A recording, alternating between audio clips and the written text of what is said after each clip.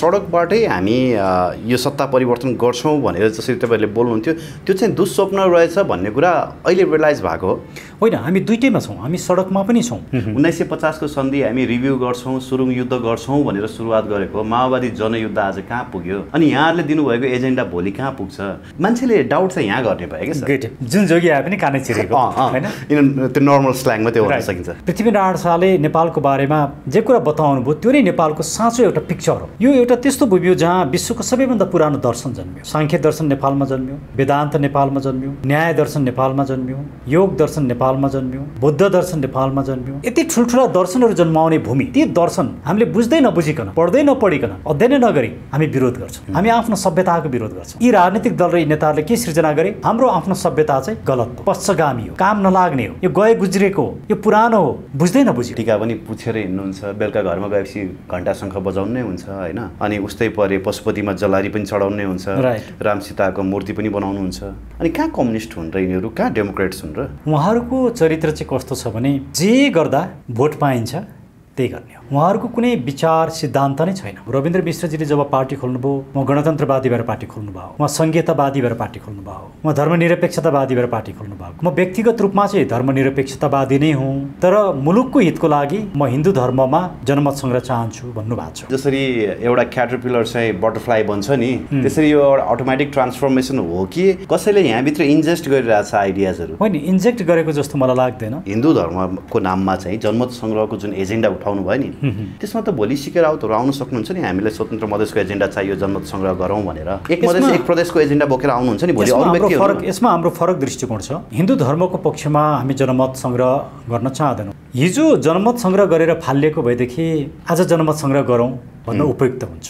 हाम्रो सभ्यताको, हाम्रो आफ्नो नेपालीपनाको, हाम्रो पहिचानको आधारशिला हो। आफ्नै पहिचानको बारेमा कहाँ जनमत सङ्ग्रह हुन्छ? आज सबैभन्दा बेसी धर्मको पक्षमा उभिने व्यक्तिहरू हिजोका माओवादी सेनाहरू नै छन्। ओलीजी मात्रै होइन, एउटा यस्तो समय आउँछ जहाँ प्रचण्डजी, देउबाजी सबै हिन्दू धर्मको पक्षमा, संहिताको खारेजीको पक्षमा र लोकतन्त्र सहितको राज संस्थाको पक्षमा उभिनुहुन्छ। प्रचण्ड पनि हो, त्यो जरुरी छ। उहाँहरूले गल्ती महसुस गर्नुपर्ने दिन आइसकेको छ, उहाँहरूले गर्नुपर्छ। गर्नु भएन भने उहाँहरू राजनीतिमा इतिहास बन्नुहुन्छ। प्रचण्डहरू निश्चित रूपमा आउँदो इलेक्सन सधैँको इलेक्सनभन्दा कम्प्लिटली फरक हुन्छ। तपाईँहरूले त यो संविधानलाई स्वीकार्नु भयो, तपाईँहरूले पार्टी बनाएर त अब खालि सिट जित्ने, भोट गेन गर्ने मात्रै तपाईँहरूको ध्येय हो भनिन्छ कि त्यसलाई कसरी एक्सप्लेन गर्नुहुन्छ? त्यो चाहिँ एउटा चाइल्डिस पोलिटिकल थिङ्किङ मात्रै हो। मान्छे बुढो भएर पनि सोचाइ चाहिँ चाइल्डिस हुन सक्छ। यो संविधानका केही राम्रा पक्ष छन्। पहिलो राम्रो पक्ष भनेको धारा 274, नेपालको राष्ट्रिय अखण्डता, सार्वभौमसत्ता लगायतका यी विषय बाहेक अन्य सम्पूर्ण विषय परिवर्तन हुन सक्ने, कुनै पनि धारा खारेज हुन सक्ने, संशोधन हुन सक्ने जुन कुरा लेखेको छ, त्यसले हामीले बोकेका एजेन्डाहरू यही संविधानभित्र सम्भव छन्। यो नबुझ्नु भनेको चाहिँ त्यो संविधानको चरित्रलाई र राजनीतिको डायनामिक्सलाई नबुझ्नु। 2047 सालको संविधान बिउजिनेवाला छैन, यो गलत राजनीतिक चिन्तन हो। 2047 सालको संविधानभन्दा मुलुकको राजनीति धेरै अगाडि गइसक्यो। राजा नै राजनीतिक शक्तिको स्रोत हुन् भन्ने जुन चिन्तन उहाँहरू बोक्नुहुन्छ, त्यो चिन्तनमा अब यो मुलुक कहिल्यै फर्किनै सक्दैन र त्यस किसिमको राजा यो मुलुकमा आउने कुरा सम्भावनै छैन। त्यसले उहाँहरू राजाको नाममा राजालाई नै सिद्ध्याउन लाग्नु भएको छ। राजासँग मेरा भएका कुराकानीमा राजा मैले जे भनिरहेको छु त्यो पक्षमा राजा छन्। सिम्पल क्वेसन, 47 सालको संविधान अन्तर्गत जति घटनाहरू घटे त्यसको जिम्मेवार उहाँले जिम्मेवार लिनुहुन्छ। मदन भण्डारी हत्याकाण्डको जिम्मेवार लिनुहुन्छ, राजा वीरेन्द्रको वंशनाशको जिम्मा लिनुहुन्छ, दुईचोटि राजा ज्ञानेन्द्रले सत्ता आफ्नो हातमा लिए त्यसको जिम्मा लिन सक्नुहुन्छ। स्लिपेज लाउने टाउकोमा हेलमेटको जरुरत छैन भनेर बोल्नुहुन्छ हैन? अब यस्ता बहुत यो अराजनैतिक क्रियाकलापहरू म यस्तो विषयमा बोल्न चाहन्न। केही दिन अगाडि, केही हप्ता अगाडि मानिसहरू आजै फर्किन्छन्, भोलि फर्किन्छन्, हामी अहिले ल्याएर राख्छौँ होइन, बोकेरै ल्याउँछौँ पनि भने, तर त्यो सम्भावना यहाँले होइन रियलिस्टिक ग्राउन्डमा चाहिँ कतिको देख्नुहुन्छ सर? होइन, जसरी केही मान्छेहरू हामी बोकेर ल्याउँछौँ, राजालाई लगेर ठक्क राखिहाल्छौँ, नारायण हिटी खाली गरेर पनि भनेर नारा लाए, त्यो गलत कुरा हो। त्यो राजनीतिक चिन्तन। अब नेपालमा राजा फर्किनुको एउटा पोलिटिकल थट इस्टाब्लिस गरेर मात्रै राजा फर्किन्छन्। इमोसनमा, हुलदङ्गामा, नाराबाजीले मात्रै राजा फर्किँदैनन्। सबैमा कस्तो हुँदो रहेछ भने अलिकति मिडियामा आइसके पछाडि र पिपलले अलिकति रुचाइसकेपछि म नै नेता हुँ, मैले पो गर्ने हो त भन्ने हुँदो रहेछ। हामीले टिम वर्क बुझेका रहेछौँ।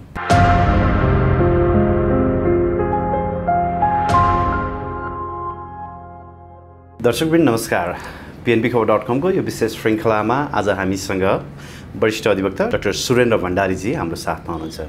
डाक्टर साहब यहाँलाई स्वागत छ pnbkhबर.com। धन्यवाद Yuvraj sir, after long time है, धेरै पछाडि साक्षात्कार गर्न पाइयो। सायद यो कोभिडले गर्दा पनि है हाम्रो भेट हुन अलिक सम्भव भएन। अभियान छोडेर यहाँहरूले त पार्टी नै सुरुवात गरिसक्नु भएको अवस्था छ, नेपालका लागि नेपाली पार्टी, जसमध्ये धेरै वरिष्ठ व्यक्तिहरू जोडिएको देखेको छु मैले, जस्तै सन्तोष पन्तजी होइन, आदरणीय दाइ हुनुहुन्छ कलाकार, राजाराम पौडेलजी लगायत अझै पनि अन्डरग्राउन्ड तपाईँहरूको यो अभियान चलिरहेको छ भन्ने पनि मैले सुनिरहेको छु। पहिला चाहिँ राजनीति गर्नको लागि होइन यो कम्युनिस्टहरू चाहिँ अन्डरग्राउन्ड बस्नु पर्थ्यो, अहिले तपाईँहरू चाहिँ अन्डरग्राउन्ड राजनीति गरिरहनु भएको छ। वाइ? बहुतै राम्रो प्रश्न युवराज सर। हामी वास्तवमै अन्डरग्राउन्ड राजनीति चाहिँ हामी गरिराखेका छैनौँ, किनकि हाम्रा सबै गतिविधिहरू प्रष्ट छन्। हामी खुल्ला रूपमै राजनीति गरिराखेका छौँ। होइन, मैले अन्डरग्राउन्ड यो सन्दर्भमा भने कि हजुरहरूसँग जोडिएका धेरै व्यक्तिहरू अहिले चाँडै नै खुल्न चाहनु भएको छैन। हो, यो हजुरले भनेको कुरा मैले बुझेँ, म त्यसैमै आउन चाहन्छु। थुप्रै महत्त्वपूर्ण व्यक्तित्वहरू हामीसँग जोडिनु भएको छ। हजुर, हामी ती सबै व्यक्तित्वहरूलाई अहिले डिस्क्लोज गर्ने पक्षमा छैनौँ। त्यसको पछाडिको कारण के छ भने उहाँहरू आफै पनि फुल टाइम दिन सक्ने अवस्था आएपछि हामी आफूलाई डिस्क्लोज गर्छौँ भनिरहनु भएको छ। दोस्रो कुरा, इलेक्सनभन्दा अगाडि हामी आफूलाई डिक्लेयर गर्छौँ, अहिले डिक्लेयर गरे र मात्रै केही हुँदैन भन्ने उहाँहरूको अर्को दृष्टिकोण त्यो रहेको छ।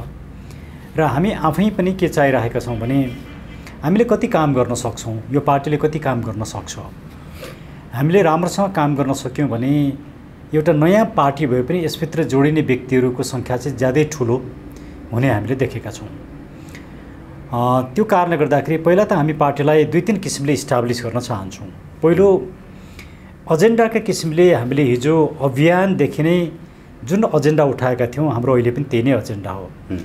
त्यसैले एजेन्डाको किसिमले करिबन हामी नेपालका लागि नेपाली स्थापित भएका छौँ। यसको पछाडिको कसरी स्थापित हुनुभयो भन्ने तर्क हेर्दाखेरि म 2-3वटा मात्रै उदाहरण दिन्छु। हामीले विदेशमा बस्ने नेपाली नागरिकहरूलाई पनि मतदानको अधिकार दिनुपर्छ भन्ने जुन कुरा भनेका थियौँ, अहिले शेरबहादुर देउबाजीको सरकार बनिसके पछाडि उहाँहरूले नै अहिले ल्याउनु भएको प्रतिवेदनमा पनि, उहाँहरूका केही नेताहरूले दिएको प्रतिवेदनमा विदेशमा बस्ने नेपाली नागरिकलाई मतदानको अधिकार दिनुपर्छ भन्ने कुरा आएको छ। त्यो भन्नुको अर्थ के हो भने हामीले जुन एजेन्डा उठाएको थियौँ त्यो कुरा स्वीकार गरिएको, सबैले स्वीकार गरेको अवस्था हो। त्यस्तै हामीले भ्रष्टाचारको अन्त्यको लागि पञ्चायतकालदेखि आजसम्म सत्तामा बस्ने व्यक्तिहरूको सम्पत्तिको छानबिन गर्नुपर्छ भन्ने जुन कुरा उठाएका थियौँ, त्यो कुरा पटक पटक संसदमा समेत विभिन्न नेताहरूले उठाउने गर्नुभएको छ। एकदमै। र समाजमा त्यसको माग, त्यो एकदमै सही एजेन्डा हो भन्ने कुरामा सर्वत्र रूपमा कसैले पनि त्यसको विरोध गरेको छैन। त्यो एजेन्डा पनि हाम्रो स्थापित भएको छ। त्यति मात्रै नभएर प्रत्यक्ष निर्वाचित प्रधानमन्त्री चाहिन्छ, सांसदहरूको सङ्ख्या ज्यादै ठुलो भयो, त्यो सङ्ख्या घटाएर 110-15मा ल्याउनुपर्छ, सांसदहरू मन्त्री बन्न पाउनु हुँदैन लगायतका जुन विषय हामीले शासकीय संरचनाका विषय जुन उठाएका थियौँ, आज सबैले भन्न थालेका छन् धेरैले। अब यो संसदीय प्रणालीको यो जुन रूप देखियो, सत्ता फेरबदलको, 2/3 प्रधानमन्त्री पनि नटिक्ने, पार्टीभित्रका विग्रहका कुराहरू र जुन किसिमका सत्ता फेरबदलका राजनीतिहरू भए, त्यसले के देखायो भने अब एउटा स्थायित्व, राजनीतिक स्थायित्व चाहने हो भने यस किसिमको संसदीय परम्पराले काम गर्न सक्दो रहेन रहेछ भन्ने कुरा सबैले महसुस गरे। त्यसले छोटकरी भन्दाखेरि हामीले उठाएका एजेन्डाहरू चाहिँ स्थापित छन्। खालि कहाँनिर हामीले उठाएको एजेन्डामा एउटा कन्ट्रोभर्सी, विवादास्पद पक्ष कहाँनिर छ भने हामीले राज संस्था सहितको लोकतन्त्र भनेर जुन भन्यौँ, त्यो विषयमा हिजो धेरै हामीलाई आक्रमण हुन्थ्यो, हिजो धेरै विवाद थियो।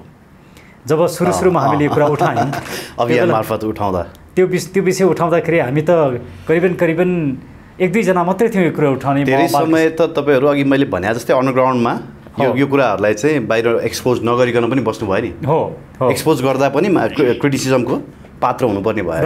राइट। त्यसैले जब हामीले एक्सपोज गऱ्यौँ, यो कुरा हामीले भन्यौँ, त्यो भनिसकेपछि ठुलो आलोचना हामीले खप्नु पर्यो। यस्तो लाग्थ्यो कि सायद हामीलाई टिक्नै पो गाह्रो हुने हो कि भने जस्तो लाग्थ्यो हैन। तर अहिले सबैको मुखमा त्यही सुनिन्छ। अब कुनै न कुनै रूपमा राज संस्था चाहिने रहेछ। मुलुकको अहिलेका राजनीतिक दल र नेताहरूले मुलुक सञ्चालन गर्न सकेनछन्। तर राजाको भूमिका चाहिँ के त हिजोकै जस्तो राजा हो कि भन्ने विषय मात्रै मानिसको प्रश्न छ।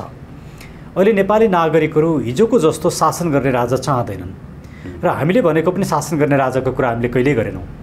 हामीले राजनीति नगर्ने, शासन नगर्ने, मुलुकको एकताको प्रतीक भएर बस्ने, संसदभित्र बस्ने, संविधानभित्र बस्ने अर्थात् नागरिकप्रति उत्तरदायी हुने राजाको हामीले जुन कुरा गरेका थियौँ आज त्यो कुरा करिबन स्वीकार्य भएको अवस्था छ। यसले के देखाउँछ भने हाम्रा एजेन्डाहरू चाहिँ स्थापित छन् र सबैभन्दा ठुलो र महत्त्वपूर्ण चाहिँ जसरी यो मुलुकलाई धर्मनिरपेक्ष बनाइयो त्यो विषयमा आज समाजमा ज्यादै ठुलो वितृष्णा जागेको छ र मुलुक चाहिँ नेपाल वैदिक सनातन धर्मसापेक्ष राज्य हुनुपर्छ अर्थात् हिन्दू, बुद्ध, किराँत सहितको धर्मसापेक्ष राज्य हुनुपर्छ भन्ने विषयमा समाजमा एक किसिमको एक मत हुन लागेको अवस्था छ। यसरी हेर्दाखेरि हामीले जुन बेला यी एजेन्डाहरू उठायौँ त्यो बेला करिबन यी एजेन्डा कसैले पनि उठाउँदैन थियो। यी एजेन्डाहरू मरिसकेका अवस्थामा थिए र हामीले तिनीहरूलाई पुनर्जीवित गऱ्यौँ र त्यति मात्रै गर्नु आज समाजमा स्थापित गराउने काम गऱ्यौँ। त्यो नेपालका लागि नेपालीको एउटा ठुलो उपलब्धि हो। भनेपछि यस पक्षमा हामी सफल छौँ। तर अब हाम्रो चुनौती कहाँनिर छ भने जस्तो अहिले आएर चाहिँ अभियान मार्फत मात्रै अथवा सडकबाट मात्रै चाहिँ हामीले चाहेको परिवर्तन सम्भव रहेनछ भनेर राजनीति मार्फत अथवा सदनबाट चाहिँ तपाईँहरूले आफ्नो एजेन्डाहरू इस्ट्याब्लिस गर्नको लागि पार्टी गठन गर्नुभएको राइट। जस्तो चुनौती के देखियो भने जस्तो एमसिसी उदाहरणको लागि हामीले एमसिसीको बारेमा सुरुदेखि हामी यसको विरुद्धमा सायद एमसिसीको विरोध गर्ने पहिलो सङ्गठन नै हामी हौँ। पहिलो अभियानै हामी सङ्गठनको रूपमा अभियानको रूपमा र एमसिसीको बारेमा आज समाजका प्राय सबै अभियानहरू सङ्घ संस्थाहरू व्यक्तिहरू एमसिसीको विरुद्धमा उभिएका छन् र सरकारलाई एमसिसी पास गर्न धौधौ परेको छ। र अहिले आएर त खड्गोलीजी पनि एमसिसीमा परिमार्जन हुनुपर्छ भन्न थाल्नु भएको छ। अहिले केही दिन अगाडि मात्रै उहाँले बोली परिवर्तन गर्नुभयो भन्ने कुरा आयो होइन। त्यो कुरा आएको छ। यो हाम्रो ठुलो सफलता हो। तर हामीले के महसुस गऱ्यौँ भने हामी चाहिँ सडकमा मात्रै कराउने, सत्तामा हामी नजाने हो भनेदेखि एमसिसी जस्ता घातक कुराहरू ल्याएर मुलुकको अहित गर्ने काम चाहिँ यी शासकहरूले गर्ने रहेछन्। त्यसरी यिनीहरूलाई निर्वाचनबाटै पराजित गर्नुपर्छ र शासन सत्तामा गएर मात्रै यो मुलुकको रक्षा गर्न सकिन्छ। भ्रष्टाचारलाई कारबाही गर्ने कुरा पनि, नागरिक आयोग बनाउने कुरा पनि, निर्वाचन प्रणालीमा सुधार गर्ने कुरा, शासकीय संरचनामा सुधार गर्ने कुरा, एमसिसी जस्ता राष्ट्रघाती कुरा रोक्ने कुरामा पनि राजनीतिक दलको रूपमा स्थापित नभइकन र निर्वाचनमा नगइकन यो काम गर्न सकिँदैन। त्यसैले हामीले के महसुस गऱ्यौँ भने माइतीघर मण्डलामा एउटा प्रतीक मात्रै मुलुकभरि नै बाँच्छन्, सडकमा उभिएर विरोध गरेर मात्रै नहुँदो रहेछ। त्यसले समाजमा विचार त स्थापित गर्यो, ओपिनियन चाहिँ बनायो, दबाब सृजना गर्यो, त्यो ठुलो कुरा हो। तर त्यतिले मात्रै परिवर्तन हुँदो रहेछ। परिवर्तन गर्न चाहिँ शासन सत्तामा नै बस्नुपर्ने रहेछ। त्यो भएको कारणले हामीले अहिले किन यी सबै गलत कामहरू भएको छन्। यदि हामी शासन सत्तामा हुन्थ्यौँ भने एमसिसी त आउँदैन थियो। हामी शासन सत्तामा हुन्थ्यौँ भने हामी नागरिक आयोग बनाएर आजै भ्रष्टाचारीलाई हामी जेलमा हालिसकेका हुन्थ्यौँ, निर्वाचन प्रणालीमा सुधार गरेका हुन्थ्यौँ, शासकीय संरचनामा सुधार गरेका हुन्थ्यौँ, शिक्षा र स्वास्थ्यलाई निःशुल्क सर्वसुलभ र गुणस्तरीय बनाएका हुन्थ्यौँ। यो कोभिडको खोपमा पनि भ्रष्टाचार हुँदैन थियो। त्यसैले सत्तामा जानुको महत्त्व छ भन्ने कुरा हामीले बुझेर हामी राजनीतिक दलमा आयौँ। तर यो चुनौतीपूर्ण छ। भनेपछि सडकबाटै हामी यो सत्ता परिवर्तन गर्छौँ भनेर जसरी तपाईँहरूले बोल्नुहुन्थ्यो त्यो चाहिँ दुःस्वप्न रहेछ भन्ने कुरा अहिले रियलाइज भएको हो? होइन, हामी दुइटैमा छौँ। हामी सडकमा पनि छौँ। अहिले राजनीतिक दलले सडकमा जान नपाउने भन्ने कुरा होइन। हामी भर्खरै एमसिसीको विरुद्धमा सडकमै थियौँ। हजुर। हामी सायद निकट भविष्यमा हामी एउटा आन्दोलनको तयारी पनि गरिराखेका छौँ। मैले यो कुरा अहिले भन्न सक्दैन थियो किनकि हामी छलफलमै छौँ। मैले अलिकति अगाडि भनिहालेँ होइन, नहुन पनि सक्छ।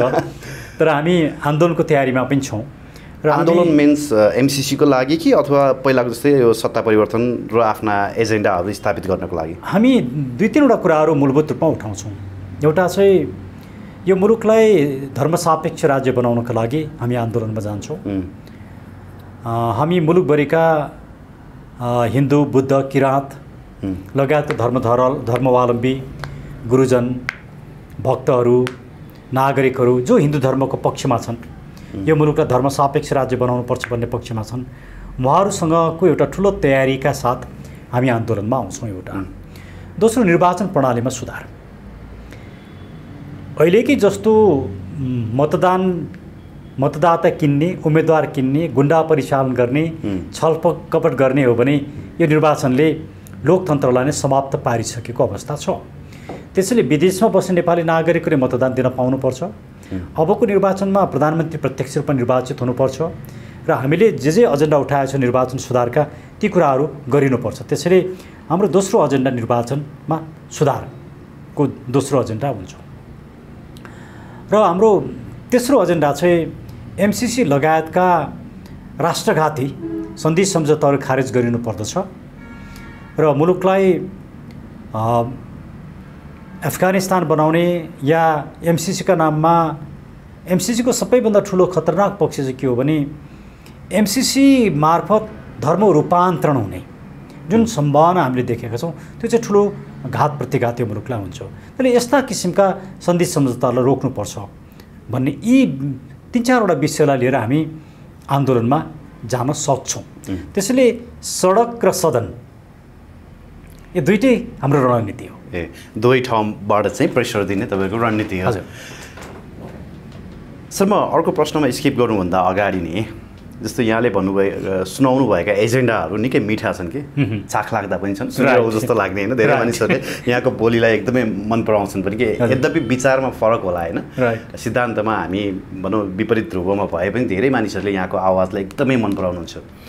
मलाई प्रश्न चाहिँ के सोध्न मन लाग्छ भने नि, यहाँले जुन प्रस्तुत गर्नुभएको छ नि एजेन्डा, 1950 को सन्धि हामी रिभ्यू गर्छौँ, सुरुङ युद्ध गर्छौँ भनेर सुरुवात गरेको माओवादी जनयुद्ध आज कहाँ पुग्यो, अनि यहाँहरूले दिनुभएको एजेन्डा भोलि कहाँ पुग्छ? मान्छेले डाउट चाहिँ यहाँ गर्ने भयो क्या सर। जुन जोगी आए पनि कानै चिरेको होइन, त्यो नर्मल स्ल्याङमा त्यो भन्न सकिन्छ होइन। अहिले नेपाली समाजमा प्रचलनमा रहेको न्यारेटिभ्स हो, जुन जोगी आए पनि कानै चिरेको। एकदमै हामीलाई किन पत्याउने? त्यो एकदमै महत्त्वपूर्ण प्रश्न हो। यसका पछाडिका केही कारणहरू छन् हामीलाई किन पत्याउने भन्ने बारेमा। जस्तो हामीले एनसेलको विरुद्धमा जुन लड्यौँ र राज्यलाई जुन एउटा ठुलो रकम हामीले ल्याइदियौँ, अरबौँ रुपियाँ हामीले राज्यको कोषमा ल्यायौँ, त्यसले के देखाउँछ भन्दा हामी को हौँ भन्ने कुरा देखाउँछ। हामीले नागरिकता विधेयकको विरुद्धमा लड्यौँ र नागरिकता बाँड्नलाई हामीले रोक्यौँ, त्यसले पनि हामी को हौँ भन्ने कुरो देखाउँछ। त्यति बेला त अझ विधेयक पनि थिएन, गृहमन्त्रीको परिपत्रबाट बाँडिएको त्यो बेला पनि रोक्यौँ, अहिले पनि रोक्यौँ, अहिले पनि हामीले रोक्यौँ। अब त्यति मात्रै होइन, कालीगण्डकीको विषय हामीले नै लिएर गयौँ, डाइभर्सनको कुरा, चुरेको विषय हामीले नै लिएर गयौँ, नेपाल एयरलाइन्सको विषय हामीले नै लिएर गयौँ। यस्ता थुप्रै विषयहरू छन् जसलाई हामीले उठाएर यो मुलुकको रक्षा गरेका छौँ। अन्य कुनै पनि राजनीतिक दलले यो काम गरेका छैनन्। यसबाट के देखिन्छ भने हामी फरक छौँ, हामी जुन जोगी आए पनि कानै चिरेका होइनौँ भन्ने कुरा प्रष्ट छ। अनि तर अभियानमा हुँदा र पोलिटिकल पार्टी हुँदाखेरि चाहिँ, पोलिटिकल पार्टी भइसके पश्चात चाहिँ तपाईँ सरकार पक्ष भए पनि प्रतिपक्ष भए पनि त्यहाँ भागभण्डा र मेलमिलापको कुरो, आन्तरिक सहमतिको कुरो चाहिँ हुँदो रहेछ भन्ने कुरा प्रष्ट देखिन्छ नि सर अहिलेको राजनीति हेर्दा। हो, हामी यही राजनीतिको अन्त्य गर्न चाहन्छौँ। जस्तो मैले अघि भनेका केही कुराहरू, अन टप अफ द्याट हामी किन फरक छौँ भने हामीले नागरिक आयोगको कुरा गरेका छौँ। हामी सत्तामा जानसाथ हाम्रो पहिलो काम, हाम्रो सरकार हुनसाथ पहिलो काम के हुन्छ भने हामी नागरिक आयोग बनाउँछौँ। त्यो निष्पक्ष, स्वतन्त्र, निर्भीक व्यक्तिहरूको एउटा पावरफुल नागरिक आयोग हुन्छ।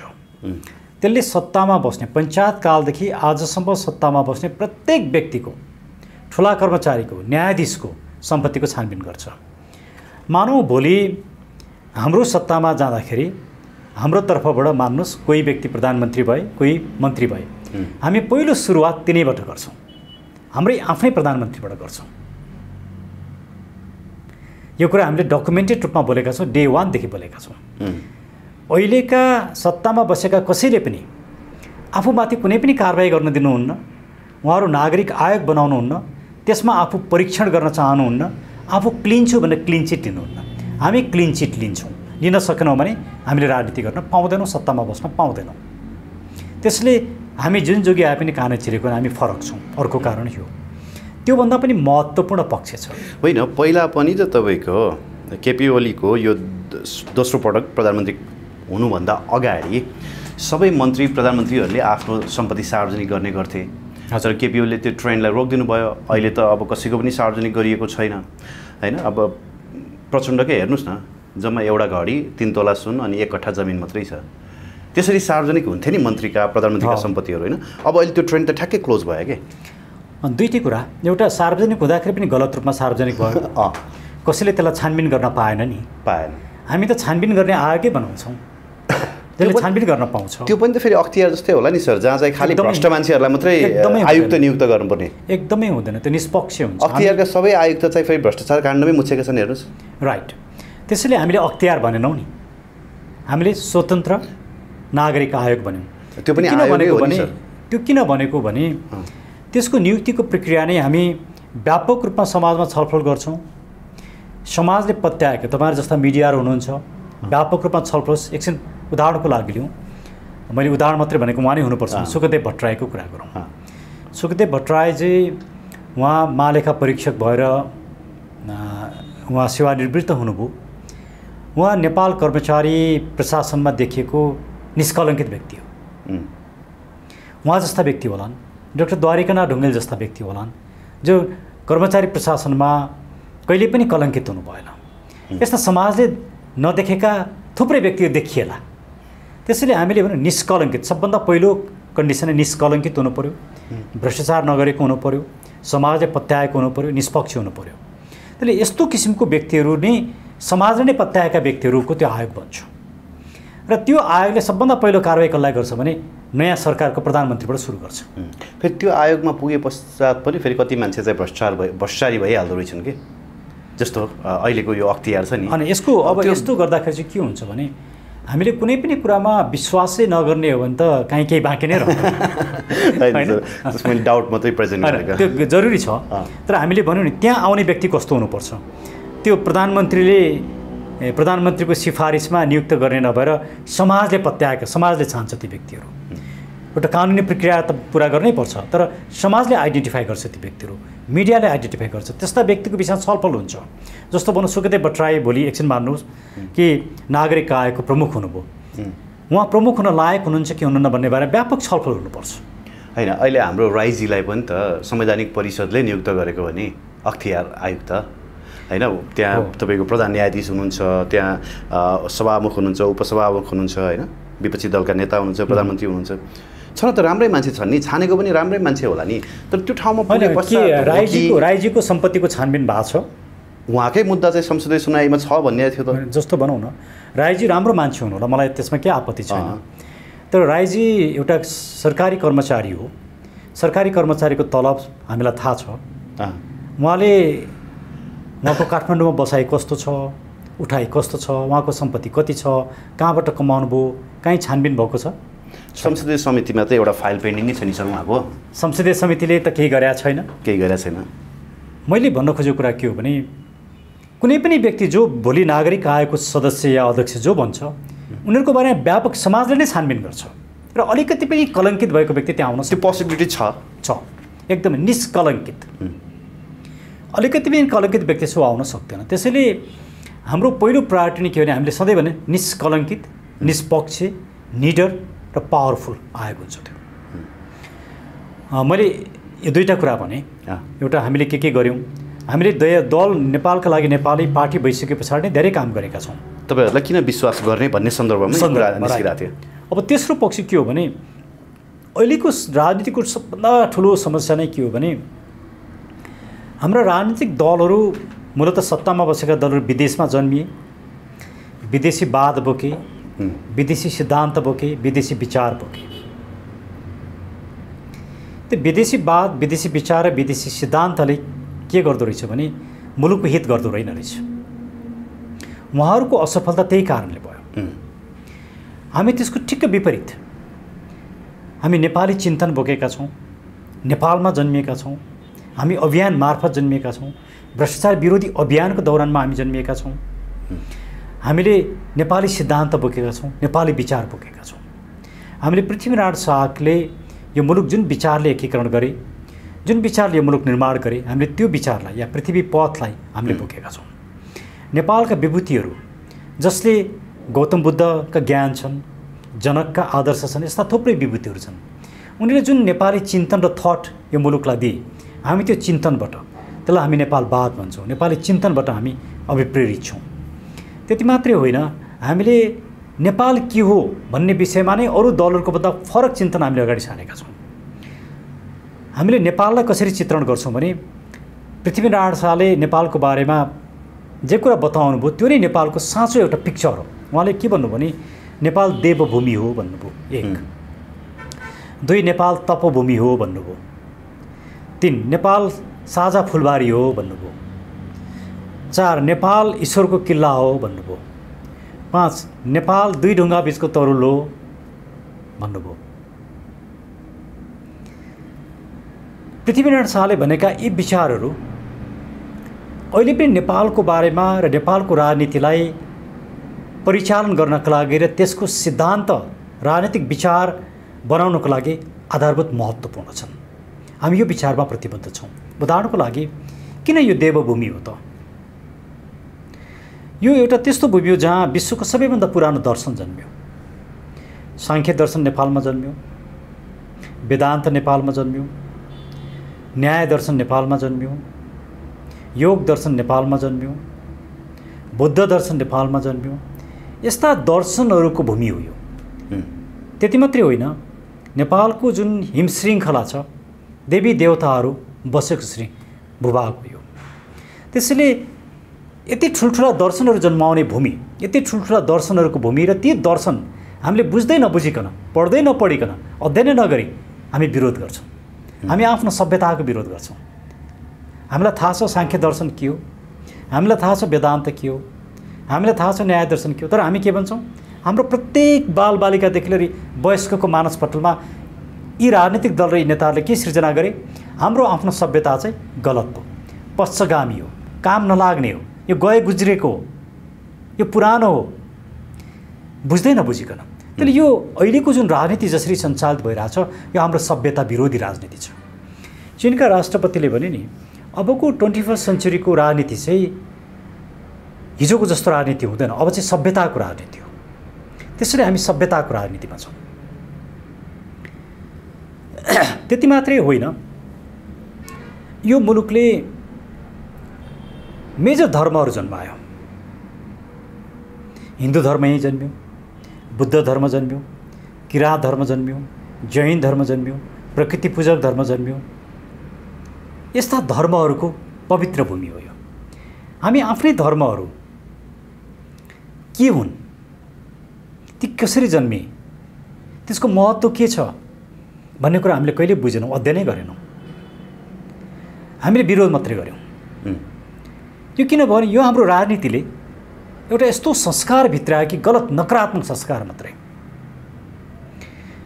तर बातको कुरा गर्ने हो भने त हाम्रो राजनीतिक दलहरू नाममा चाहिँ कम्युनिस्ट, नाममा चाहिँ डेमोक्रेट्स होइन, तर परिआयो भने त जे पनि गरिदिनु नि। उहाँहरू पूजा पनि गरिदिनुहुन्छ, दिनभरि कम्युनिस्ट हुँ भनेर टिका पनि पुछेर हिँड्नुहुन्छ, बेलुका घरमा गएपछि घन्टा शङ्ख बजाउनु नै हुन्छ होइन। अनि उस्तै परे पशुपतिमा जलारी पनि चढाउनै हुन्छ, राम सीताको मूर्ति पनि बनाउनुहुन्छ। अनि कहाँ कम्युनिस्ट हुन् र यिनीहरू, कहाँ डेमोक्रेट्स हुन् र? उहाँहरूको चरित्र चाहिँ कस्तो छ भने जे गर्दा भोट पाइन्छ त्यही गर्ने हो। उहाँहरूको कुनै विचार सिद्धान्त नै छैन। अघि सुरुमा हामीले भन्यौँ नि, इनिसियल फेजमा तपाईँहरू लुकेर छिपेर अथवा भनौँ त्यो इभन टर्मिनोलोजीलाई पनि बङ्गाइटिङ्गाई यहाँहरूले यो विषयमा बोल्दै आउनुभएको थियो। आज युवा कम्युनिस्ट नेता महेश बस्नेतजी बोल्न थाल्नुभयो, समीक्षा गरौँ भन्नुभएको छ, राइट होइन। आई डोन्ट नो उहाँले रियलाइज गर्नुभयो हो कि मैले ढुङ्गा हान्नु गल्ती भयो हो भनेर, अथवा रविन्द्र मिश्रहरू पनि बोल्नुभएको छ हो। यो चाहिँ के हो सर? अनि यो धेरै राम्रो प्रगति हो, किनभने महेश बस्नेतजीले हिन्दू धर्म र संहिताको बारे त क्लियरली बोल्नुभयो। समीक्षा गरौँ, समीक्षा गरौँ। क्लियरली त अझै छैन होइन, समीक्षा गरौँ भनेको त क्लियरली आउनुभएको हो नि। हिजोको कुरा गलत रहेछ भन्ने कुरा हो नि। गलत नभइकन त समीक्षा गर्नै जरुरी हुँदैन नि। आक्रोशमा मात्रै बोल्नुभयो कि गृहमन्त्री नपाएको झोकमा? होइन होइन, किनकि उहाँले यो कुरोलाई पार्टीभित्र राख्नु भएको छ, समाजमा बोल्नु भएको छ। रविन्द्र मिश्रजीले पनि यो कुरा महसुस गर्नुभयो। रविन्द्र मिश्रजीले जब पार्टी खोल्नुभयो, उहाँ गणतन्त्रवादी भएर पार्टी खोल्नुभयो। एकदमै उहाँ संहितावादी भएर पार्टी खोल्नुभयो। उहाँ धर्मनिरपेक्षतावादी भएर पार्टी खोल्नु भएको हो। हुन त अहिले पनि उहाँले उहाँको त्यो लामो दस्तावेजमा म व्यक्तिगत रूपमा चाहिँ धर्मनिरपेक्षतावादी नै हुँ, तर मुलुकको हितको लागि म हिन्दू धर्ममा जनमत सङ्ग्रह चाहन्छु भन्नुभएको छ। उहाँमा देखिएको यो जुन एउटा अनि यो ट्रान्सफर्मेसन छ नि सर, यो ट्रान्सफर्मेसन यो अटोमेटिक हो कि जसरी एउटा क्याटरपिलर चाहिँ बटरफ्लाई बन्छ नि, त्यसरी यो एउटा अटोमेटिक ट्रान्सफर्मेसन हो कि कसैले यहाँभित्र इन्जेस्ट गरिरहेछ आइडियाजहरू? होइन, इन्जेक्ट गरेको जस्तो मलाई लाग्दैन।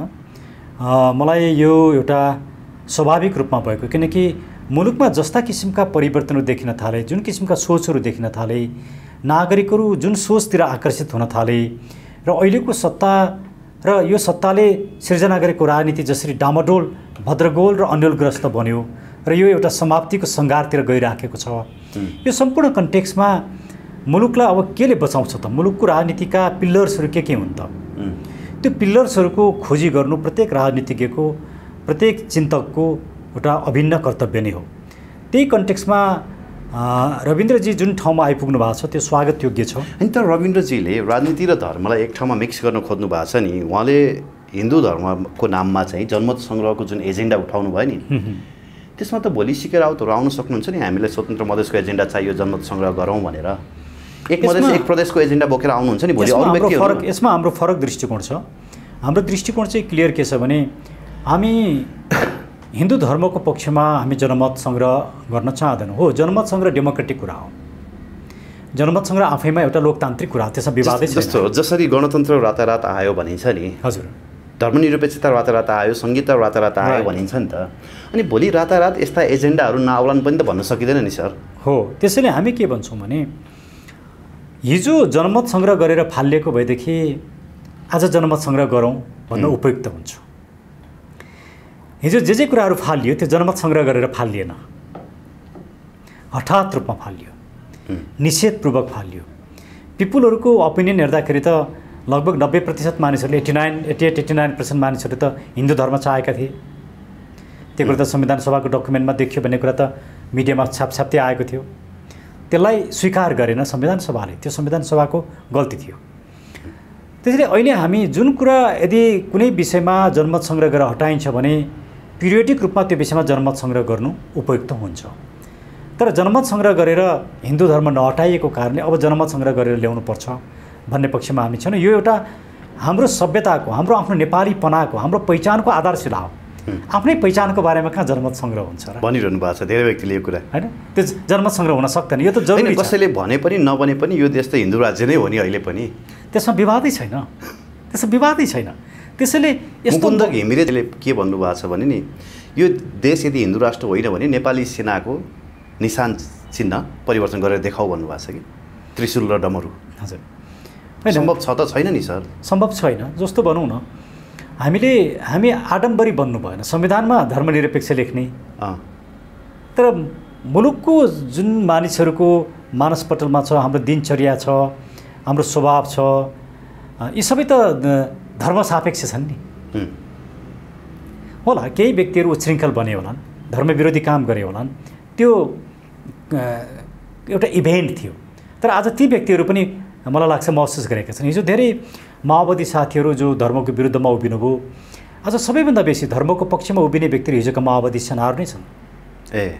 माओवादी सेनाहरू हो, हिजो जो माओवादी सेनामा जोइन गरेका थिए, तपाईँले सर्वे गर्नुहोस् एउटा, म यहाँ मन्दिरमा बम हान्नेहरू चाहिँ अहिले एक्ज्याक्टली धर्म जोगाउनुपर्छ भनेर लाग्नु भएको छ। माओवादी सेनामा लागेका साथीहरू थिए, आज ती धेरै साथीहरू धर्मको पक्षमा उभिएका छन्, राज संस्थाको पक्षमा उभिएका छन्, संहिताको उभिएका छन्। त्यसले यो उहाँहरूले कसैले गर भनेर गरेको होइन, उहाँहरूमा त्यो महसुस भएर त्यसैले मलाई के लाग्छ भने आज मुलुक एउटा परिवर्तनको सङ्घारमा छ। जे होस्, यसरी रविन्द्र मिश्रहरू होइन महेश बस्नेतहरू बोल्नुलाई चाहिँ यहाँहरूले सकारात्मक तरिकाले तपाईँहरूलाई बल पुगेको छ नि, यसले एकदमै सकारात्मक कुरा हो। अब एउटा प्रसङ्ग नि सर, जस्तो कमल थापाले हिजो मात्रै के भन्नुभयो जनता जान्न चाहन्छन्मा भने केपी ओली, महन्त ठाकुर होइन रविन्द्र मिश्र लगायत सबै व्यक्तिहरू चाहिँ अब एउटा कित्तामा आएर हिन्दू धर्म र राष्ट्रताको लागि चाहिँ आन्दोलन गर्ने अथवा यो एउटा ध्रुवीकरण गरेर चाहिँ राजनीतिमा अगाडि बढ्ने सम्भावना प्रबल छ भनेर बोल्नु भएको छ। तपाईँहरू पनि त्यसमा मिसिन सक्ने सम्भावना कतिको छ? मैले त्यो सम्भावना देखेको छैन। केपी ओलीसँग त तपाईँले भेट्नुभयो सर, केपी ओलीको लागि होइन मुद्दा पनि लड्नु भएको व्यक्ति। यो विषयमा केपी ओलीको खास त्यो भित्री इच्छा चाहिँ के छ धर्मको विषयमा होइन संहिताको विषयमा? त उहाँ क्लियर हुनुहुन्छ, एकदमै क्लियर हुनुहुन्छ, उहाँलाई संहिता मन परेको छैन। अब उहाँको कुरा मैले बोल्न एकदमै मिल्दैन, त्यो उहाँले नै बोल्ने कुरा हो। होइन, उहाँ देखाउन चाहिँ फेरि धर्मप्रति आस्था देखाउने, मुखले चाहिँ नबोल्ने कि होइन। मैले ओलीजीको विषयमा मेरो प्रष्ट दृष्टिकोण छ। ओलीजी मात्रै होइन, एउटा यस्तो समय आउँछ जहाँ प्रचण्डजी, देउबाजी सबै हिन्दू धर्मको पक्षमा, संहिताको खारेजीको पक्षमा र लोकतन्त्रसहितको राज संस्थाको पक्षमा उभिनुहुन्छ। प्रचण्ड पनि हो, त्यो जरुरी छ। यदि उहाँहरू साँच्चै मुलुकलाई अलिकति पनि माया गर्नुहुन्छ भने, यो मुलुकलाई बचाउनु पर्छ, यो मुलुकमा निषेधको राजनीति गरिनु हुँदैन भन्ने अलिकति पनि फिलिङ्स छ भने उहाँहरू त्यो ठाउँमा आउनै पर्छ। उहाँहरू आउनुहुन्छ। प्रचण्डले केही समय अगाडि बोल्नु भएन र अहिलेको राष्ट्रपतिभन्दा त राजा कति धेरै गरिमामयपूर्ण रहेछ त्यो संस्था भनेर बोल्नुभएको हो नि। मान्थ्यो, शान्थ्यो भनेर उहाँले बोल्नुभयो। हो, त्यसको गरिमालाई बताउनु पनि उहाँले त्यो त महसुस गर्नुभएको हो नि। त्यसैले हिजो राजनीतिमा कसले के गल्ती गर्यो सधैँ त्यही गल्तीलाई ढाकछोप गरिरहनुपर्छ भन्ने जरुरी छैन। गल्ती महसुस गर्नुपर्छ। उहाँहरूले गल्ती महसुस गर्नुपर्ने दिन आइसकेको छ। उहाँहरूले गर्नुपर्छ। गर्नु भएन भने उहाँहरू राजनीतिमा इतिहास बन्नुहुन्छ, उहाँहरू पछाडि पर्नुहुन्छ। प्रचण्डहरू निश्चित रूपमा आउँदो इलेक्सनलाई हेरौँ न। आउँदो इलेक्सन सधैँको इलेक्सनभन्दा कम्प्लिटली फरक हुन्छ। सर, यो इलेक्सनकै कुरालाई मैले जोडेँ, यहाँहरूको सङ्गठनको विस्तारकै कुरालाई पनि लिएर मैले राज संस्था र हिन्दू राष्ट्र चाहने व्यक्ति होइन थुप्रै व्यक्तिहरू छ यहाँहरूको विषयमा अलिकति जोड्ने पनि गरेको छु कि यो जसरी पार्टी बनाएर तपाईँहरू अगाडि बढ्नु भएको छ, यसलाई कसरी लिनु भएको छ भन्ने हिसाबमा उहाँहरू के भन्नुहुन्छ भने यो संविधानलाई मानेर गइसके पश्चात त तपाईँहरू त संशोधनवाद होइन अथवा यो कम्युनिस्टहरूको भाषामा संशोधनवादी भइसक्नु भयो, तपाईँहरूले त यो संविधानलाई स्वीकार्नु भयो, तपाईँहरूले पार्टी बनाएर त अब खालि सिट जित्ने, भोट गेन गर्ने मात्रै तपाईँहरूको ध्येय हो भनिन्छ कि त्यसलाई कसरी एक्सप्लेन गर्नुहुन्छ? त्यो चाहिँ एउटा चाइल्डिस पोलिटिकल थिङ्किङ मात्रै हो। एकदमै चाइल्डिस पोलिटिकल थिङ्किङ हो त्यो। मान्छे बुढो भएर पनि सोचाइ चाहिँ चाइल्डिस हुनसक्छ। मैले किन यसो भनेको भने यो संविधानलाई सबभन्दा पहिला बुझ्नु पर्यो। यो संविधानका केही राम्रा पक्ष छन्। पहिलो राम्रो पक्ष भनेको धारा 274। धारा 274ले नेपालको राष्ट्रिय अखण्डता, सार्वभौमसत्ता लगायतका यी विषयबाहेक अन्य सम्पूर्ण विषय परिवर्तन हुन सक्ने, कुनै पनि धारा खारेज हुन सक्ने, संशोधन हुन सक्ने जुन कुरा लेखेको छ त्यसले हामीले बोकेका एजेन्डाहरू यही संविधानभित्र सम्भव छन्। एउटा यो नबुझ्नु भनेको चाहिँ त्यो संविधानको चरित्रलाई र राजनीतिको डायनामिक्सलाई नबुझ्नु। यस्ता व्यक्तिहरू के भन्छन् भने 2047 सालको संविधान ल्याउनुपर्छ भन्छन्। त्यो त आन्दोलनले पनि गरे नि हैन। 2047 सालको संविधान बिउजिनेवाला छैन। यो गलत राजनीतिक चिन्तन हो। 2047 सालको संविधानभन्दा मुलुकको राजनीति धेरै अगाडि गइसकेको छ। त्यसको सबभन्दा पहिलो खुड्किलो के हो भने 62-63 का थुप्रै कमी कमजोरी रहे, 12 बुँदेको आधारमा भयो, त्यसको कमजोरी पक्ष त्यो छ। तर त्यसको राम्रो पक्ष के हो भने राजनीतिक शक्तिको स्रोत चाहिँ नेपाली नागरिक हुन् भन्ने कुरो त्यसले स्थापित गर्यो। संविधानले प्रष्ट व्याख्या गरेको छ। 62-63 को आन्दोलनले स्थापित गर्यो र संविधानले यो कुरा आत्मसात गर्यो। हामी योभन्दा पछाडि जान सक्दैनौँ। यो मुलुक योभन्दा पछाडि जान सक्दैन। राजा नै राजनीतिक शक्तिको स्रोत हुन् भन्ने जुन चिन्तन उहाँहरू बोक्नुहुन्छ त्यो चिन्तनमा अब यो मुलुक कहिल्यै फर्किनै सक्दैन र त्यस किसिमको राजा यो मुलुकमा आउने कुरा सम्भावनै छैन। त्यसले उहाँहरू राजाको नाममा राजालाई नै सिद्ध्याउन लाग्नु भएको छ। उहाँहरू पञ्चायत चाहिरहनु भएको छ। एक्ज्याक्टली।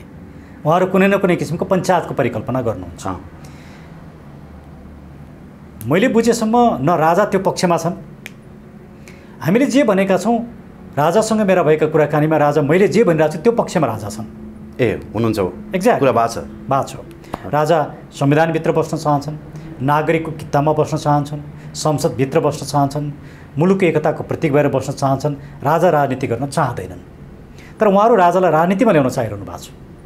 47 सालको संविधान कोही त जबरजस्ती ड्र्याग गर्न नि खोजिरहेछन् कि सडकमा आउनु पर्यो होइन, बोलिदिनु पर्यो भनेर पनि उचालिरहेका छन्। त्यो गलत कुरा हो। त्यसैले 47 सालको संविधान बिउजाउँछु भनेर राजनीति गर्नु चाहिँ त्योभन्दा ठुलो भुल अरू केही पनि हुँदैन। त्यो भुल मुलुकको लागि पनि घातक हुन्छ र सबभन्दा ठुलो घातक त राजाकै लागि हुन्छ। उहाँले जसले राजा स्थापना गर्छु भन्नुहुन्छ त्यही राजालाई समाप्त पार्ने काम भइराखेको छ। सिम्पल क्वेसन, 47 सालको संविधान अन्तर्गत जति घटनाहरू घटे त्यसको जिम्मेवार को? उहाँले जिम्मेवार लिनुहुन्छ? मदन भण्डारी हत्याकाण्डको जिम्मेवार लिनुहुन्छ? राजा वीरेन्द्रको वंशनाशको जिम्मा लिनुहुन्छ? दुधीचोटि राजा ज्ञानेन्द्रले सत्ता आफ्नो हातमा लिए त्यसको जिम्मा लिन सक्नुहुन्छ? यो त गल्ती हुन् नि। राजा ज्ञानेन्द्रले गरेको गल्तीको बारेमा मैले जति आलोचक भएर त कसले बोल्याएको छ मुलुकमा? तपाईँ पनि त यो परिवर्तनको लागि त ढुङ्गा हानेकै मान्छे हो नि। होइन, म यो परिवर्तनमा मैले अघि भने नि 62-63ले हाम्रो मुलुकका आफ्ना संस्थाहरूलाई समाप्त पार्ने काम गर्यो। धर्मनिरपेक्ष राज्य बना, म त्यसको विरुद्धमा छु। गणतन्त्र बना, त्यसको विरुद्धमा छु।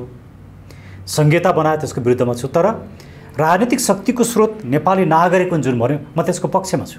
एकदमै राइट। सार्वभौम सत्ता नेपाली नागरिकसँग रहन्छ भन्यो म त्यसको पक्षमा छु। यी दुईटा कुरामा राजा सहमत नभइकन राज संस्था फर्किनै सक्दैन। र मेरो राजासँग भएको कुराकानीमा यी दुईटा कुरामा राजा सहमत छन्। नेपाली नागरिकमा सार्वभौम सत्ता रहन्छ भन्ने कुरा राजा सहमत छन्। राजनीतिक शक्तिको स्रोत नेपाली नागरिक हुन् भन्ने कुरा राजा सहमत छन्। तर राजा के चाहन्छन् भने सबै राजनीतिक दलहरूमा सहमति होस्, कन्फ्लिक्टको बिचमा आउनुपर्छ भन्ने मानसिकता राजामा छैन। राजा आफूभन्दा मुलुकलाई प्रायोरिटी दिइराखेका छन्। त्यो जुन गम्भीरता राजामा छ र उनले गद्दी छोड्दाखेरि पनि एकदमै शान्तिपूर्ण रूपमा शालीनतापूर्वक हिंसा नगरिकन जसरी गद्दी छोडे यो दुनियाँकै अनुपम उदाहरण हो। त्यो राजा ज्ञानेन्द्र भएको ठुलो एउटा राजनीतिक चरित्र हो, मुलुकप्रतिको माया हो। र भारतले नै भनेको थियो नि कि भुटान जस्तो भएर बस्छौँ भने हामी हटाउँदैनौँ। राजा ज्ञानेन्द्रले स्वीकार नगरेकै हुन्। त्यसले हामीले राजा ज्ञानेन्द्रका राम्रा कुरालाई चाहिँ बिर्सिने, नराम्रा कुरा मात्रै हेर्ने गर्नु हुँदैन। तर यसको अर्थ यो होइन कि राजा ज्ञानेन्द्रले गरेका गल्तीको चर्चै गर्न नहुने होइन। त्यसले केही राजावादीहरू राजाको भक्ति मात्रै गर्छन्, राजाको आलोचना गर्दैनन्। हामी राजाको आलोचना पनि गर्छौँ। पारसले हेलमेट नलगाए पनि स्लिपेज लगाउने टाउकोमा हेलमेटको जरुरत छैन भनेर बोल्नुहुन्छ होइन? अब यस्ता बहुत यो अराजनैतिक क्रियाकलापहरू म यस्तो विषयमा बोल्न चाहन्न। ओके सर, अलिकति छ नि हामी कमन ग्राउन्डमा आउँ। नेपाल यस्तो भू राजनीतिक जटिलतामा फस्दै गएको छ नि अहिले हेर्ने हो भने, जसरी खुलेआम रूपमा चिनिया राजदूतको सक्रियता, ऱ्यान्डी बेरीको सक्रियता होइन, एमसिसीको विषयमा त निवर्तमान प्रधानमन्त्री केपी शर्मा ओलीले आज संसदमै पनि बोल्नुभयो कहिले हुन्छ एमसिसी अथवा एमसिसीको विषयमा यो सरकार किन बोल्दैन भनेर उहाँले एमसिसीमाथि एक किसिमको प्रेसर दिने प्रयास पनि गर्नुभएको छ। यो अवस्थामा राजा फेरि फर्किन सक्ने माहौल क्रिएट हुन्छ? हुन त केही दिन अगाडि, केही हप्ता अगाडि मानिसहरू आजै फर्किन्छन्, भोलि फर्किन्छन्, हामी अहिले ल्याएर राख्छौँ होइन, बोकेरै ल्याउँछौँ पनि भने। तर त्यो सम्भावना यहाँले होइन रियलिस्टिक ग्राउन्डमा चाहिँ कतिको देख्नुहुन्छ सर? होइन, जसरी केही मान्छेहरू हामी बोकेर ल्याउँछौँ, राजालाई लगेर ठक्क राखिहाल्छौँ, नारायण हिटी खाली गर पनि भनेर नारा लाए, त्यो गलत कुरा हो। त्यो राजनीतिक चिन्तन। अब नेपालमा राजा फर्किनुको एउटा पोलिटिकल थट इस्टाब्लिस गरेर मात्रै राजा फर्किन्छन्। बिना पोलिटिकल थटको इमोसनमा, हुलदङ्गामा, नाराबाजीले मात्रै राजा फर्किँदैनन्। पोलिटिकल थट इस्टाब्लिस गर्नुपर्छ। हामी पोलिटिकल थटको पक्षमा छौँ। उहाँहरू 47 सालको संविधान, 19 सालको संविधानमा हुनुहुन्छ। त्यसले 47 सालको संविधान र 19 सालको संविधानलाई उहाँहरूले छोड्न सक्नु भएन भने यो मुलुकमा राजा कहिले पनि आउँदैन। तपाईँहरू त्यसमा चाहिँ एउटा स्ट्यान्ड हामी त क्लियर छौँ। हामी डे 1 देखि राजा आउने ग्राउन्ड भनेको एउटै मात्र के हो भने या त 47 सालको संविधानमा आमूल परिमार्जन गर्नुपर्छ या यो संविधानभन्दा अगाडि जानुपर्छ। यो संविधानलाई खारेज गरेर नयाँ संविधानमा जानुपर्छ, पछाडि फर्किन सकिँदैन। र राजनीतिक शक्तिको प्रयोग नगर्ने, नेपाली नागरिक नै राजनीतिक शक्तिको स्रोत हुन् भन्ने स्वीकार गर्ने, नेपाली नागरिक सार्वभौम सत्ता सम्पन्न छन् भन्ने कुरो स्वीकार गर्ने, नागरिकको कित्तामा भनेको संसदभित्र बस्ने, संविधानभित्र मात्रै बसेर पुगेन। 47 सालमा राजा संविधानभित्र थिए नि, तर संविधान त ओभर स्टेप हुँदो रहेछ, कुल्चिन सकिँदो रहेछ। त्यसैले संसदभित्र बस्ने, त्यो भनेको के हो भने राजाको नियुक्ति नै संसदले गर्छ, आवश्यक परेन संसदले हटाउँछ। को राजा हुने भन्ने कुरो संसदले निर्णय गर्छ। राजा नागरिकको कित्तामा बस्नुपर्छ, नागरिकको अधीनस्थ हुनुपर्छ। राजाको अधीनस्थ नागरिक हो कि नागरिकको अधीनस्थ राजा हो। तर मानिसले के तर्क गर्छन् भने संसदको अधीनस्थ बस्ने राजतन्त्र के काम? राजतन्त्र जापानमा काम छैन, जापानमा राज संस्थाको महत्त्व छैन, युकेमा छैन, नेदरल्यान्डमा छैन, कम्बोडियामा छैन। त्यो राज संस्था भनेको राजनीतिभन्दा माथि उठेको हेड अफ द स्टेट हो। त्यो राजनीतिभन्दा माथि उठेको हेड अफ द स्टेटको जुन महत्त्व छ त्यो बुझ्न नसक्नु नै पोलिटिकल थट नभएको कुरा हो।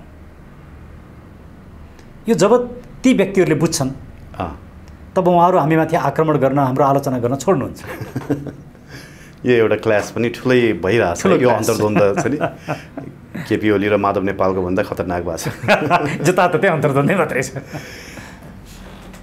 ओके सर, अब कतै यो छ नि मानिसहरू के हुन्छ भने अर्को निर्वाचनमा केही सिटहरू जितिसके पश्चात तपाईहरू पनि फेरि कमल थापाकै लाइनमा जाने पो हो कि भन्ने पनि आशंका गर्छन् कि? मैले धेरै कुरा आशंकाकै कुरा मात्रै जोडेँ सर, है, माइन्ड नगर्नु। होइन, यो त मिडियाले सोध्ने नै पिपलको जनताको प्रश्नहरू हो, होइन? एक्ज्याक्टली। म कसैको नाम लिन चाहदिनँ, तर हामी कुनै समय गणतन्त्र ठिक भन्ने, कुनै समय गणतन्त्र ठिक छैन भन्ने, कुनै समय यही संविधान विश्वको उत्कृष्ट छ भन्ने, कुनै समय यो संविधान हुँदैन भन्ने, हामी त्यो विरोधाभासमा हामी छैनौँ। सरकारमा उप प्रधानमन्त्री खान पाए चाहिँ यो विश्वकै उत्कृष्ट संविधान भन्ने, छोरालाई मन्त्री बनाउन पाए यही संविधान ठिक हुने, आफू उप प्रधानमन्त्री बन्न पाए यही ठिक हुने, अनि नपाउँदाखेरि यही गलत हुने, राजा ठिक हुने, अनि छोरोलाई यो संविधानभित्र लाँदाखेरि चाहिँ संविधान स्वीकार गरेर नहुने। अरूको आलोचना गर्न सजिलो हुन्छ, तर पहिला आफूले आफूलाई हेर्नु पर्यो।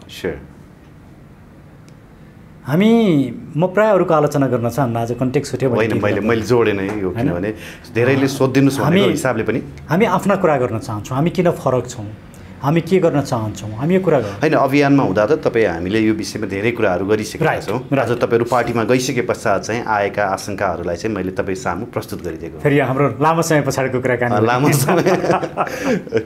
हजुर, त्यसैले हाम्रो सोचाइ एकदम क्लियर छ। हाम्रो सोचाइ के छ भने यो मुलुकको विकास हुनका लागि दुई तीनवटा कुराहरू एकदमै बाधक छन्। पहिला कुरा त विकास के हो भनेर बुझ्नु पर्यो। विकास भनेको आर्थिक रूपमा समृद्धि मात्रै होइन, मानवीय श्रम साधनको उन्नति पनि हो। ग्रोथ र ह्युमन डेभलपमेन्ट, यी दुईटै कुरा जोडेपछि मात्रै विकास हुन्छ। ह्युमन डेभलपमेन्टको लागि शिक्षा र स्वास्थ्य एकदमै जरुरी छ। त्यसले हामीले शिक्षा र स्वास्थ्यलाई के भन्यौँ भने निःशुल्क, सर्वसुलभ र गुणस्तरीय हुनुपर्छ। हाम्रो पहिलो एजेन्डा एउटा महत्त्वपूर्ण सोसल जस्टिसको, सामाजिक न्यायको one of the major components हो यो। भने मान्छेका लिबर्टी र फ्रिडमहरू, डेमोक्रेसीको रक्षा गर्नुपर्छ। हामी डेमोक्रेसी बिनाको समाज परिकल्पना गर्दैनौँ। आजको दिनमा त पर्सनल लिबर्टी चाहिँ बाट चाहिँ विमुख हुन चाहँदैनन् होला नेपाली युवा युवतीहरू। यो सम्भवै छैन, त्यो गराउनै हुँदैन। 19 सालको संविधान परिकल्पना गरेर हुँदैन। त्यहाँ फेरि अर्को विद्रोह हुन्छ हो। आजका युवाहरू देख्नु भएको छ। त्यसैले यो ह्युमन डेभलपमेन्टको लागि चाहिने शिक्षा, स्वास्थ्य र फ्रिडम, यी तीनटा कुरा, अनि इकोनोमिक ग्रोथ, यी दुईटा कुराको समन्वयबाट मात्रै विकास हुन्छ। अब हामीले शिक्षा स्वास्थ्यलाई निःशुल्क सर्वसुलभ र गुणस्तरीय बनाउने कुरा अगाडि ल्याएका छौँ। हामी डेमोक्रेसीको रक्षा गर्छौँ, ह्युमन राइट्सको रक्षा गर्छौँ, त्यसलाई प्रमोट गर्छौँ। अब ग्रोथको बारेमा हाम्रो क्लियर दृष्टिकोण छ। ग्रोथ चाहिँ मार्केटले गर्छ र मार्केटले गर्नको लागि अहिले 2-3वटा कुराहरू चाहिँ बाधक छन्। पहिलो कुरा फाइनेन्सियल सिस्टम, जुन यहाँको ब्याङ्क, यहाँका वित्तीय संस्थाहरू छन् नि, नेपालको विकासको विरोधी यिनीहरू छन्। ब्याङ्कहरू एक्ज्याक्टली 20% ब्याज, 16% ब्याज, यस्तो पनि दुनियाँमा कहीँ हुन्छ। जापानमा तपाईँले इन्भेस्टमेन्ट गर्नको लागि 0% इन्ट्रेस्ट रेटमा पैसा पाउनुहुन्छ। दुनियाँको कुनै पनि डेभलप कन्ट्रीमा 3%, 4% भन्दा बेसी ब्याज छैन।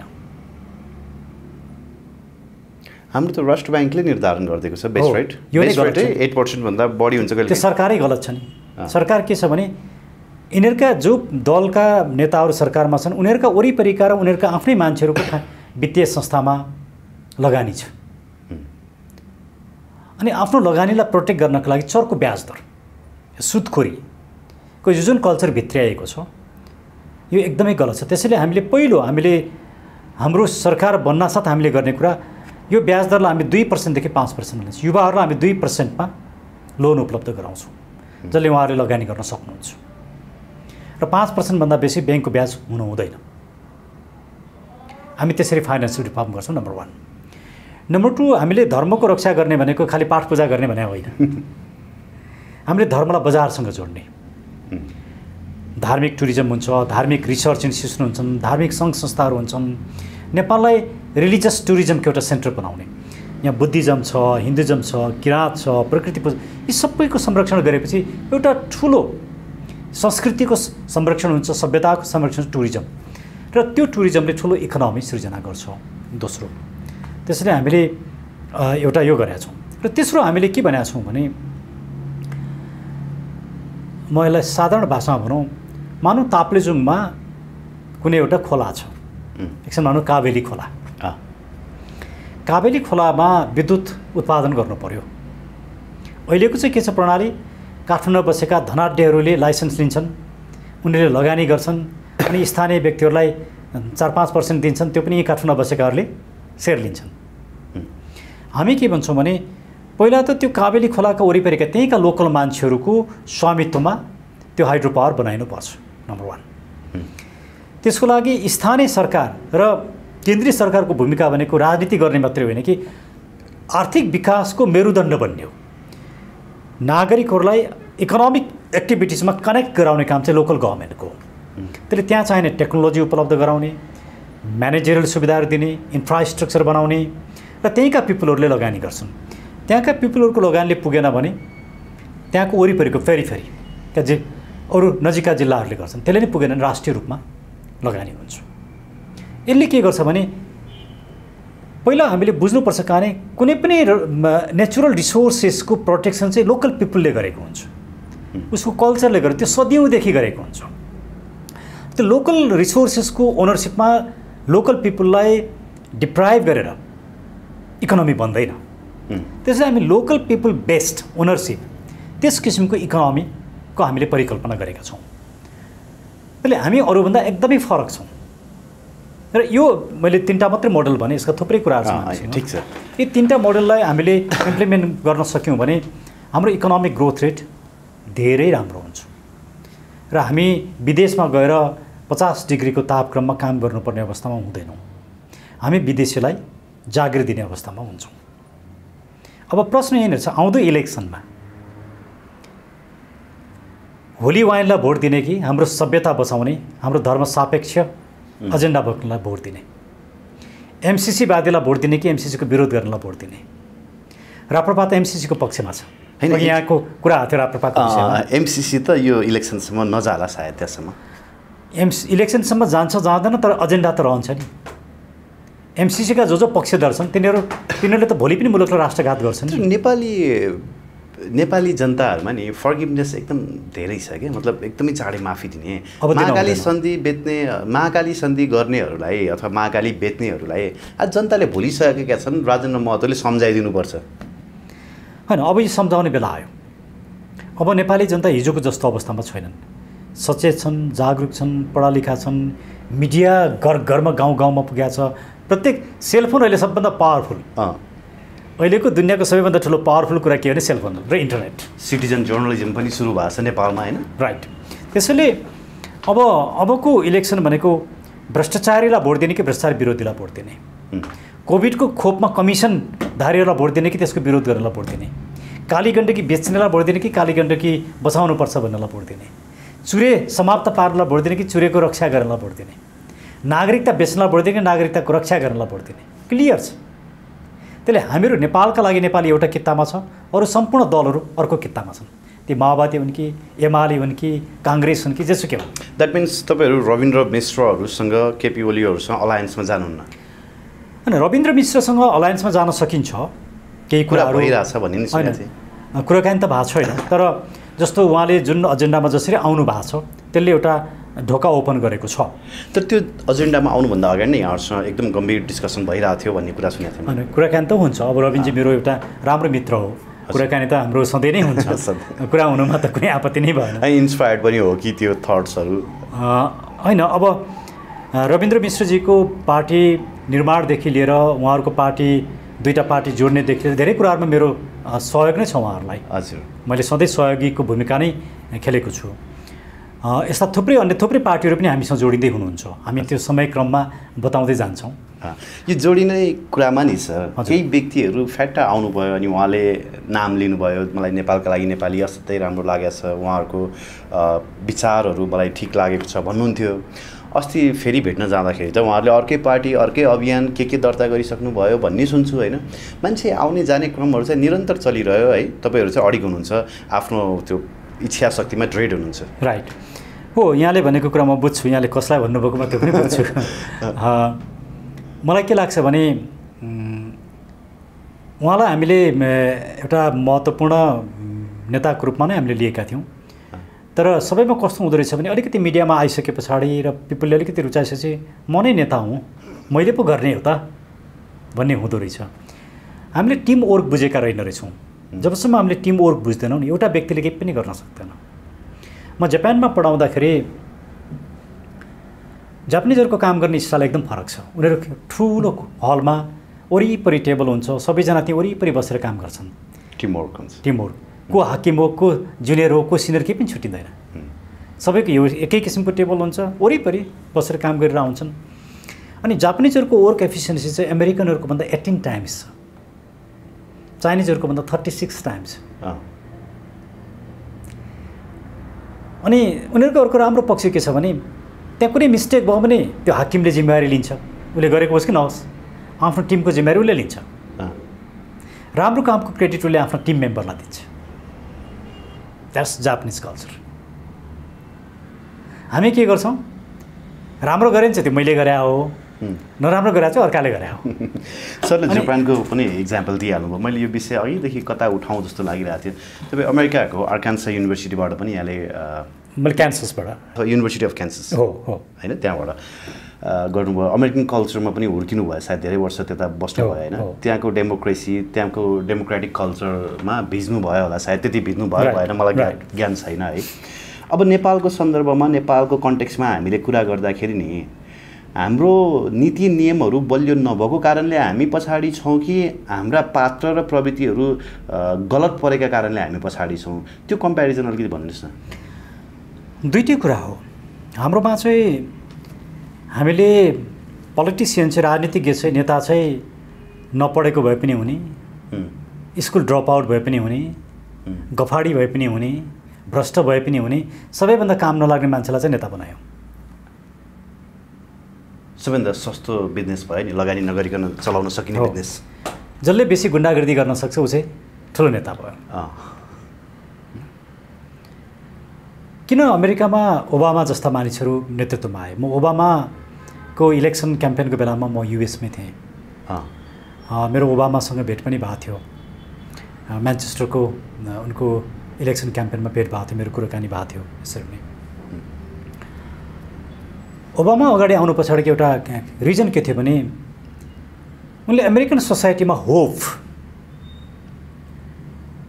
अमेरिकन सोसाइटी आशावादी हुनुपर्छ अनि उनले होपको एउटा थटबाट अमेरिकन सोसाइटीलाई चेन्ज गर्ने कुरा लिएर आए। त्यो पनि भयो। अर्को कुरा चाहिँ कमन ग्राउन्डको कुरा पनि भयो, किनभने धेरै जसो एलिट्सहरू चाहिँ अमेरिकन प्रेसिडेन्टको रूपमा देखा पर्थ्थे। उहाँले चाहिँ म तपाईँहरू जस्तै हो भनेर देखाइसके पश्चात धेरैले उनीमाथि विश्वास गरे। विशेष गरी ओबामा खालि एउटा छुट्टै वर्णको व्यक्ति भएको कारणले मात्रै होइनन्, उनी आफै एउटा एजुकेटेड व्यक्ति हुन्, उनी आफै कन्स्टिट्युसन लयर हुन्, उनी प्रोफेसर हुन्, उनी पढालेखा मान्छे पनि हुन् एकदम, र सबै गुण भएका, पोलिटिक्समा चाहिने गुण भएका व्यक्ति हुन् होइन। त्यसले मलाई के लाग्छ भने यदि हामीले नेपाली समाजमा राम्रो व्यक्तिलाई नेतृत्व नबनाउने, नेता भनेको आफै जन्मिँदैन, समाजले बनाउने हो। एकदमै समाजले आफ्नो नेतृत्व, आफ्नो नेता नबनाउने हो र गलत मान्छेहरूलाई नै नेता बनाइरहने हो भने त्यो समाज अगाडि बढ्न धेरै गाह्रो हुन्छ। त्यसैले अहिलेका पोलिटिकल पार्टीहरूलाई प्रदीप गिरीले के भन्नुहुन्छ नि सर, यहाँले भन्नुभयो समाजले नै नेता बनाउने हो होइन। प्रदीप गिरी के भन्नुहुन्छ भने जबसम्म जनता सुध्रिँदैनन् नि यी नेताहरू पनि सुध्रिँदैनन् कि। अनि यो कनेक्सन रहन्छ, तर कस्तो हुन्छ कनेक्सन रहन्छ है। हजुर कनेक्सन हुन्छ, तर त्यो चाहिँ के हो भने जुन जोगी आए पनि कानै चिरेका भने जस्तै जनता कहिल्यै सुध्रिँदैन, त्यसरी यिनी पनि सुध्रिँदैन, हामी पनि सुध्रिँदैनौँ भन्ने कुरा हो क्या होइन। नेताले पिपुललाई पनि चेन्ज गर्नुपर्छ, पिपुलले नेतालाई पनि चेन्ज गर्नुपर्छ। त्यहाँ वान वे ट्राफिक हुँदैन, टु वे ट्राफिक हुन्छ। टु वे ट्राफिक हुन्छ। जनता पनि अधिकार माग्नको लागि हिम्मत गर्न सक्ने हुनु पर्यो। लिनियर वे हुँदैन होइन, एउटा मात्रै बाटो हुँदैन त्यहाँ। किनकि समाजको यो डायनामिक्सलाई हामीले बुझ्नु पनि पर्छ र बुझाउनु पनि पर्छ। पिपुलले किन माओवादीलाई पहिलो इलेक्सनमा धेरै ठुलो मत दिए र दोस्रो इलेक्सनमा दिएनन्? पिपुल त बुझाएर रहेछ नि। अब आउँदो इलेक्सन हेरौँ, त्यो इलेक्सनको रिजल्ट हेरेर हामीले भन्छौँ पिपुल वाइज रहेछन्। आउँदो इलेक्सनमा चाहिँ निकै इन्ट्रेस्टिङ रिजल्ट देखिन सक्ने आशामा तपाईँहरू हुनुहुन्छ? म चाहिँ एकदमै विश्वस्त छु। आउँदो इलेक्सनले अहिलेसम्म सत्तामा बसेका, भ्रष्टाचारको दलदलमा डुबेका, भ्रष्टाचारलाई संरक्षण गरेका, एमसिसीवादी, होली वाइनवादी, यी सबैलाई समाप्त पार्छ। वेल डाक्टर साहब, अन्य विषयवस्तुहरू पनि थियो, अलिकति अन्तर्वार्ता लामै भयो। नेक्स्ट टाइम पनि यहाँसँग कनेक्ट गर्ने प्रयास गर्नेछु। यहाँलाई धेरै धन्यवाद दिन चाहन्छु। Shivraj sir, thank you very much.